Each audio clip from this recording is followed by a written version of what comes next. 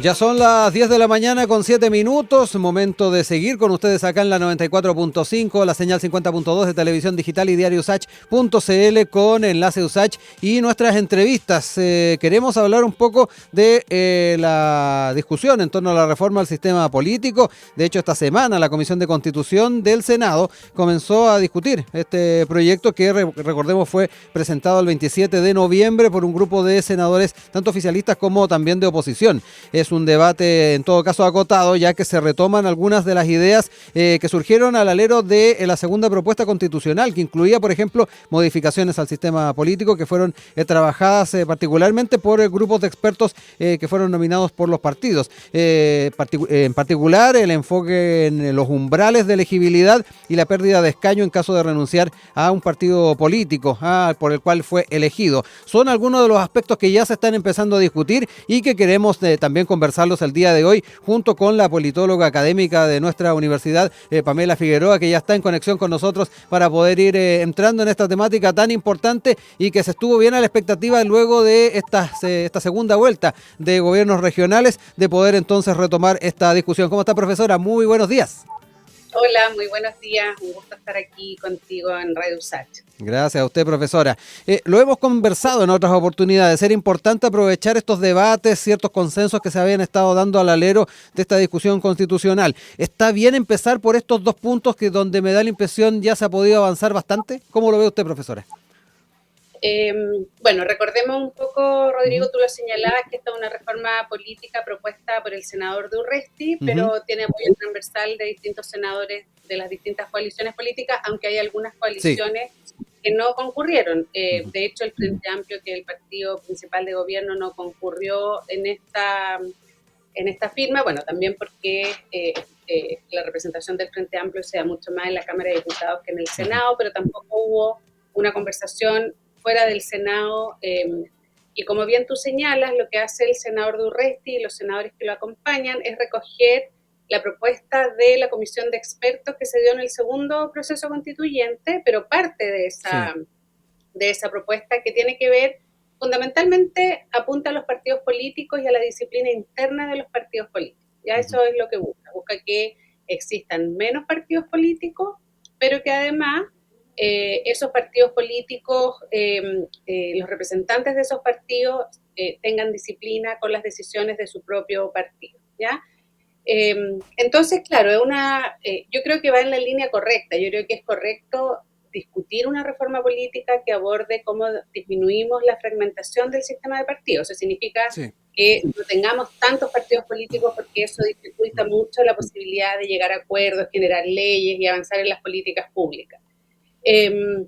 Dicho eso, la comisión de expertos presentó esta propuesta, pero en un contexto global de una propuesta constitucional. Entonces ya han salido algunos expertos, por ejemplo Alejandra Kraus, que fue una de las expertas, escribió una columna con otros expertos, etcétera, que han señalado que eso fue un acuerdo, pero en el contexto de un acuerdo más amplio, es decir, el sistema político ya tenía esas características, si se aprobaba el Estado social, si se aprobaban otros aspectos. Entonces, lo primero que hay que decir es que generó un alto consenso, pero en un contexto determinado y por un grupo de expertos.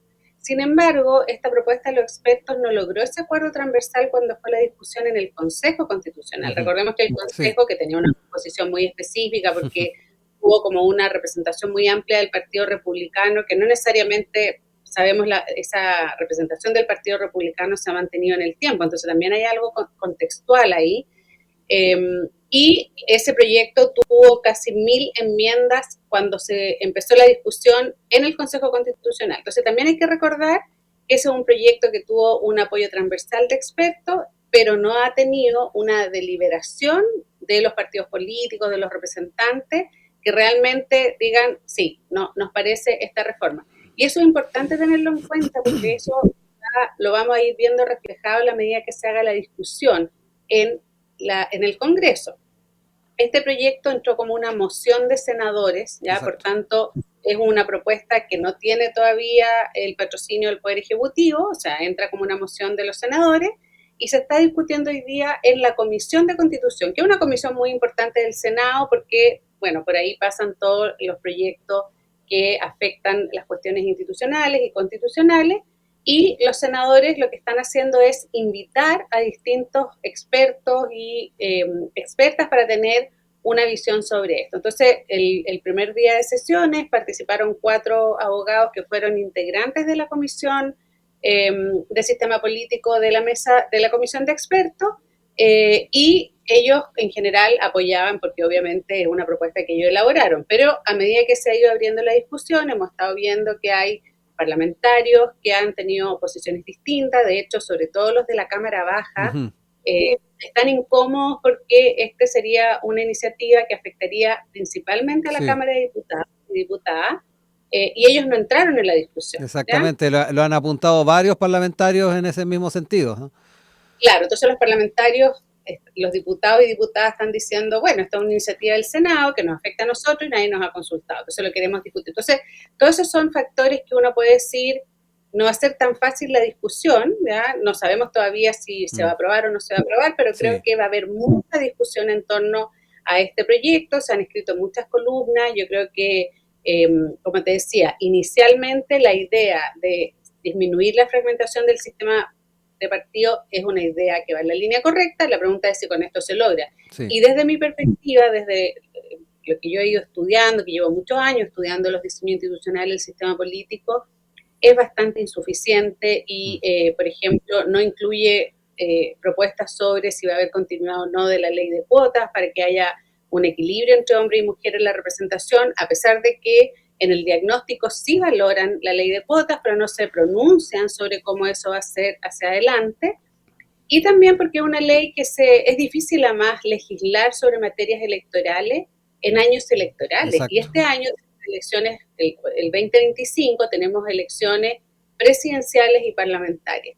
Entonces, claro, el proyecto de ley propone esta idea y propone un transitorio, es decir, para la elección del 2025 ese umbral no sería 5%, sería 4%, y para que los partidos puedan tener una transición, porque hay muchos partidos que actualmente están con representación en el Congreso que no tendrían parlamentarios con esta elección. Evópoli, por ejemplo, es uno de los que está ahí, que estaría en riesgo en un escenario como el que estamos hablando, por ejemplo. Así es. O sea, partidos y algunos otros partidos más históricos, de mayor trayectoria, probablemente podrían caer también en esta situación. Entonces, pensando en eso, los senadores proponen un transitorio para que el 2025 los partidos se puedan fusionar o puedan generar federaciones en relación a esa elección. Pero todavía no está muy claro cómo serían esas fusiones, cómo serían esas federaciones, si eso obligaría a los partidos a mantener esa fusión y esa federación durante todo el periodo parlamentario, es decir, que se elijan bajo ese modo, pero que no se desarmen esas agrupaciones mientras dura el gobierno. Y bueno, y también hay otra medida que es una sanción bastante fuerte, que es la pérdida de escaño para quien se elige por un partido y luego deja ese partido. O sea, en el fondo el cupo es para el partido. Yo creo que eso es interesante, son medidas interesantes, pero me parece que todavía muy insuficiente, porque la verdad, y como lo hemos conversado muchas veces acá, Rodrigo, las reformas políticas siempre tienen que ser integrales y sistémicas. O sea, si cambias algo en el sistema electoral, eso va a tener un efecto. Entonces hay que pensar cuáles son esos efectos y qué otras legislaciones, por ejemplo, en financiamiento, en la inclusión de las mujeres, en equilibrios territoriales, se hacen para paliar esos posibles efectos que puede tener esta medida. Entonces me parece muy importante que se esté haciendo la discusión, pero todavía estamos en el paso 1, o sea, planteando las ideas. Sí, justamente ya que también he adelantado algunos conceptos en torno a otros caminos que se podrían seguir explorando en una agenda tal vez más larga a la hora de pensar en reformas en el ámbito del sistema político y también electoral. Ya nos mencionaba ahí algunas, lo que tiene que ver con el tema de las cuotas. Hay algunos que también están mirando por el tema de los redistritajes eventualmente, porque no son pocos los críticos a cómo quedó el sistema que ha estado funcionando en el último tiempo. ¿Por dónde además usted ya nos expuso uno o dos posibilidades de poder ir ampliando esta discusión? ¿Por qué otros lados podríamos seguir buscando alternativas de efectivamente reformas que puedan estar entrando en el tema del sistema político? Sí, mira, una cosa que no mencionamos que la reforma también incluye es que existan menos escaños, que se elijan menos parlamentarios. Y eso también es algo que se ha discutido mucho, se discutió en 2015 cuando se hizo la reforma del binominal al proporcional, y yo creo que el número de 155, que de hecho el número de parlamentarios de Cámara Baja que existieron antes del gobierno autoritario, ¿no es cierto?, antes del régimen autoritario, es un número que logra generar cierta representación. Si tú disminuyes el número de parlamentarios, eso va disminuyendo, ¿no es cierto?, el vínculo entre el ciudadano y el representante. Y no necesariamente porque existan 155 parlamentarios es que no se logran los acuerdos. Los acuerdos no se logran es porque hay demasiados partidos políticos. Entonces yo creo que también hay que legislar algunas cosas, como por ejemplo el propio funcionamiento del Congreso, ya como poder darle un rol mucho más fuerte a los jefes de bancada, que puedan los jefes de bancada ordenar a los parlamentarios en ciertas materias para que eso permita una mejor discusión y diálogo con el Poder Ejecutivo.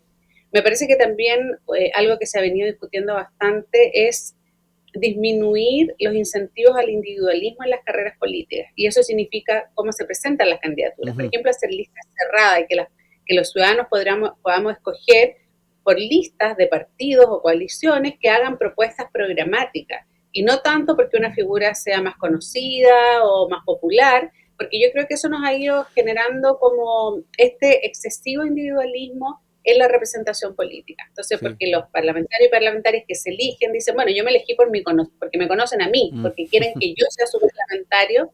Eso también lo vivimos en los procesos constituyentes. Entonces, yo creo que hay algo ahí que tenemos que fortalecer, que es que las candidaturas representen programas y no necesariamente personas, y que los ciudadanos y ciudadanas podamos ir haciendo como una evaluación de si esos grupos de personas que representan un programa van avanzando y van cumpliendo su programa o no, y que eso nos podamos pronunciar en la siguiente elección. Entonces, creo que hay muchas otras cuestiones que hay que ir evaluando, y yo fortalecería, como te digo, la cuota, la representación de las mujeres, porque la cuota es transitoria, termina el 2029, es decir, tenemos 2 elecciones más con cuota, y ya las elecciones de alcaldes, consejeros, concejalas y gobernadores, lo terrible que es cuando no hay cuota. O sea, no hay ninguna gobernadora, ¿ya? De todos los gobernadores del país, ninguna se eligió. Y en segundo lugar, disminuyeron las alcaldesas. Hay regiones donde no se eligió ninguna alcaldesa, como la región de Ñuble, y disminuyó la votación en cores y concejales. Y eso es porque, como no hay cuota, los partidos no ponen a las mujeres en circunscripciones, distritos o unidades electorales competitivas. Entonces, la cuota, de todas maneras, yo creo que hay que repensar cómo se presentan las candidaturas. No solamente es el umbral, sino que también que sean listas cerradas, que se les exija, yo creo, a las coaliciones y a los partidos presentar programas robustos y que sus campañas se basen en programas. ¿Ya? Yo creo que esas son cosas que la ciudadanía ha ido demostrando, que le interesa, que quiere saber, y es una forma también de fortalecer nuestra formación ciudadana, ¿no es cierto?, lo que llamamos educación cívica. Si hay discusión programática, las personas vamos a poder saber, bueno, qué es lo que me ofrece un grupo, qué es lo que me ofrece otro, y no esto de promover que las candidaturas sean tan individualistas, que estén muy centradas en llamar la atención, ya sean medios de comunicación, en redes sociales. O sea, creo que podemos hacer cosas para fortalecer el rol de cada uno de nosotros como ciudadanos en la elección de quienes nos van a representar. Yo quería recordarles que estamos conversando con la politóloga académica de la Universidad de Santiago, Pamela Figueroa, revisando algunas de las aristas que han ido surgiendo en torno a la reforma del sistema político, particularmente con este proyecto que se presentó a fines de noviembre por parte de senadores de distintos sectores políticos. Me quiero quedar con algo que nos estaba planteando en una de sus reflexiones, profesora, y que tiene que ver con la interrelación que un sistema político tiene con un entorno completo, lo que es el Estado. Que efectivamente los cambios que se hacen efectivamente van a estar también teniendo influencia en otros elementos. Y ahí es donde nos surge el recuerdo de la importancia de ir pensando y por qué surgió también la necesidad de tratar de impulsar un cambio constitucional. Porque muchas de estas propuestas surgen efectivamente en un escenario bastante más complejo. Y hoy por hoy estamos tratando de ir, voy a usar un término muy poco académico, parchando de alguna manera el andamiaje estatal para ir solucionando algunas problemáticas que se han ido dando puntualmente en el sistema político. Pero este tipo de discusiones de repente nos remite a hacernos esa gran pregunta. Efectivamente, tenemos que insistir en hacer cambios un poquito a mayor escala y pensarlos mejor. No sé también cómo lo ve usted, profesora. Sí, totalmente. Yo creo que la metáfora coloquial del parche es perfecta. O sea, no podemos como estar poniendo parches cuando tenemos problemas un poco más estructurales, ¿no es cierto?, más grandes. Entonces, por un lado, la representación, o sea, el sistema político hay que fortalecerlo para poder representar mejor las demandas de la ciudadanía y también para que el propio sistema político las pueda resolver mejor. Porque nos pasa que ya generamos el proceso electoral, yo creo que los chilenos y chilenas cada vez están como más comprometidos con las elecciones, porque el voto obligatorio, más allá de la mundo, no, las personas están yendo a votar, o sea, quieren dar su opinión, quieren mostrar sus intereses en la discusión pública. Pero si el sistema político tiene un diseño institucional que lo traba, ¿no es cierto?, que genera esta tensión entre el Ejecutivo y el Legislativo, es muy difícil que eso se lleve a cabo y eso genera decepción en la ciudadanía. Y luego de eso, creo que también había una enorme discusión en el país, en los procesos constituyentes y actualmente, de que con los altos niveles de desigualdad que tenemos como país, es muy difícil que podamos generar un desarrollo como país, como comunidad, como sociedad. Eh, y eso también requiere que el sistema político pueda ir tomando decisiones y avanzar. O sea, y un poco que es algo anexo, que no es directamente relacionado con esto, pero han salido cifras estos últimos días de los niveles de aprendizaje, ¿no es cierto?, en lenguaje y Sí. matemáticas de los países de la OECD, y Chile es un país que se está quedando muy atrás, y eso va a tener un efecto enorme, ¿ya?, en las capacidades que tenemos cada una de las personas en poder generar los cambios en el mundo público y privado para el desarrollo del país. Entonces creo que también la política necesita fortalecerse para tomar decisiones en esas materias. ¿Qué vamos a hacer con la educación hacia el futuro? ¿Qué vamos a hacer con nuestro modelo de desarrollo económico? Entonces creo que son cuestiones que tenemos que abordar. Probablemente los procesos constituyentes los cerramos, un ciclo complejo, pero que sí abrió mucha discusión, y yo creo que ahora es la política regular, o sea, el Parlamento, los gobiernos, los Las que reformas tienen que constitucionales, ¿no? ir por la reforma constitucional y legal para poder abordar estas materias sociales. Lo último, profesora, y quiero nuevamente quedarme con el tema de las cuotas. Yo creo que generó bastante inquietud lo que ocurrió en la última elección. Ahí usted nos daba cuenta de ese escenario que se configuró en las distintas elecciones que tuvimos. Y ahí también aludía al tema o el rol de los partidos políticos. Pensando también en el tema de reformas al sistema político, ahí también nos planteaba la necesidad de estas listas cerradas para que efectivamente podamos tener una mayor claridad de qué es lo que estamos votando más allá de ciertos personalismos. Pero en el ámbito de efectivamente garantizar una participación importante también de las mujeres en cada una de estas instancias, por donde también se pueden seguir explorando nuevas posibilidades. Y lo estoy pensando en las orgánicas propias de los partidos políticos, más allá de lo que podamos establecer en una forma más global como sistema. Totalmente. Yo creo que lo que tenemos que avanzar es que los partidos políticos también profundicen más su representación de mujeres internamente, porque lo que hemos venido estudiando desde la academia, desde una perspectiva de género, lo que son los procesos políticos de participación de las mujeres, es que los partidos políticos son la principal barrera para las candidaturas de las mujeres, ¿ya? O sea, en la elección del 26-27 de octubre de los gobiernos subnacionales, el gran problema fue que hubo menos candidatas mujeres que en otras elecciones. O sea, son los partidos, cuando no hay una cuota, los que no priorizan mujeres. Y no es que no hayan candidatas mujeres, porque siempre se dijo, no hay mujeres, las mujeres no están preparadas, tienen que estudiar más, tienen que... O sea, y eso nunca se le cuestiona a un candidato hombre. O sea, nunca se le pide que tenga una trayectoria, ¿ya? Diferente a la que puede tener cualquier persona. Entonces, eso nos demuestra, y yo creo que es una evidencia de que como hay tantas diferencias estructurales en la sociedad entre hombres y mujeres, las mujeres requieren normas para que se visualicen y ellas puedan competir.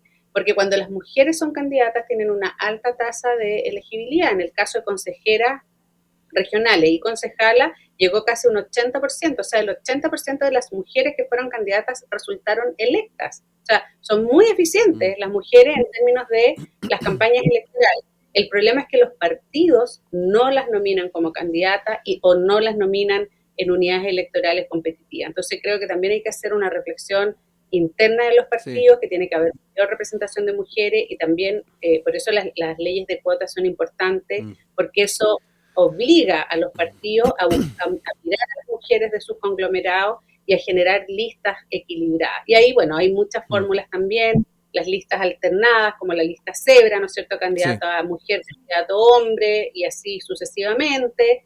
Y también que los partidos fortalezcan su promoción interna, la formación de las mujeres, generar, ¿no es cierto?, como en las escuelas internas de los partidos de formación de liderazgo, promover el liderazgo de las mujeres.